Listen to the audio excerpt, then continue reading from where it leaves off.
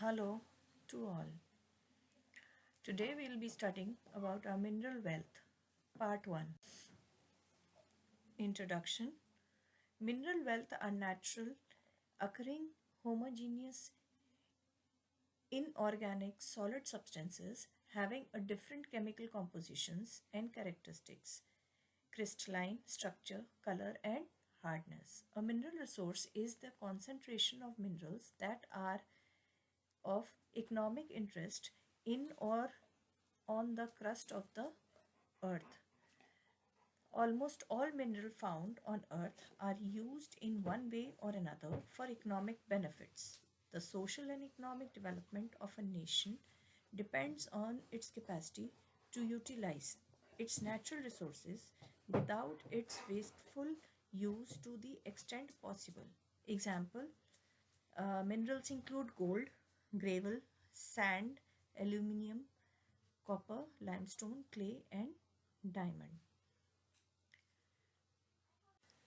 Well, now how minerals are formed?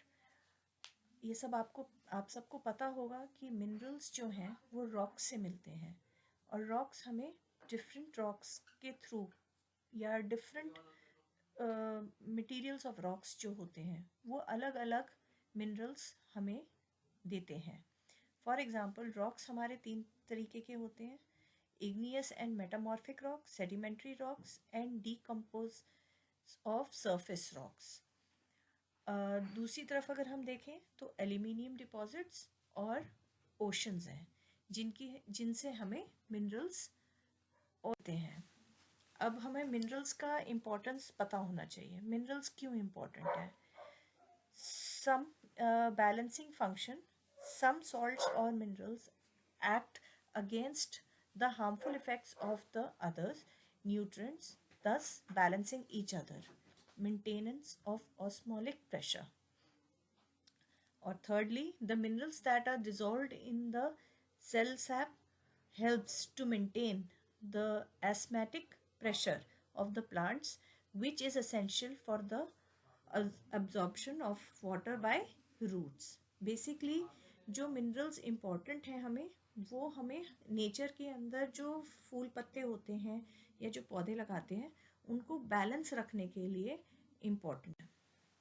Now uses of different minerals कौन कौन से हैं? क्वार्ट्स है जिससे हम glass, sand paper, telephone, radio, watches के अंदर हम उसको यूज़ करते हैं.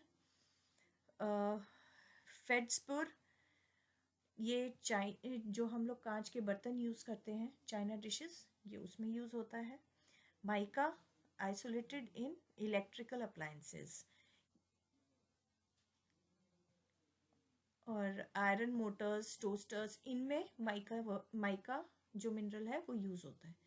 Rock salt in food preservations, raw materials for chemical and industries, rock salt उसमें यूज़ होता है. Gypsum, cement plaster of Paris में. टैल्कम पाउडर में. पिच ब्लेंड न्यूक्लियर फ्यूल में. और monazite nuclear fuel for breeder. Now we'll talk about metallic minerals and non-metallic minerals. Minerals from which minerals which are extracted from metals, that are called metallic minerals, and non-metallic are that consist no metals at all, that are called non-metallic minerals. जिनके अंदर metal होता ही नहीं है वो non metallic होते हैं, और जिनमें मेटल होता है उनको हम मेटालिक मिनरल्स कहते हैं.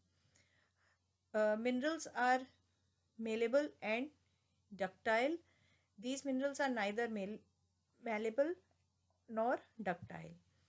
These metallic minerals जो होते हैं वो igneous rocks और metamorphic rocks में से आते हैं.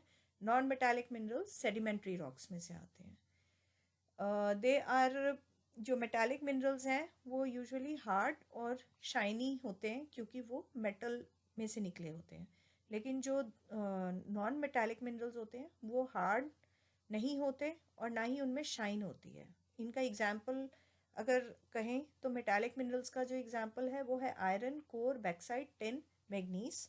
और इसका है कोल, सॉल्ट और क्ले। मीन्स अगर आपने देखा होगा, कोल कभी शाइन नहीं करता, सॉल्ट कभी शाइन नहीं करता, ना ही क्ले शाइन करता है। Whereas iron, copper, bauxite, tin, manganese ये सब शाइन करते हैं क्योंकि ये मेटालिक मिनरल्स हैं। आई होप आपको समझ में आया होगा। Do watch the second part. Thank you.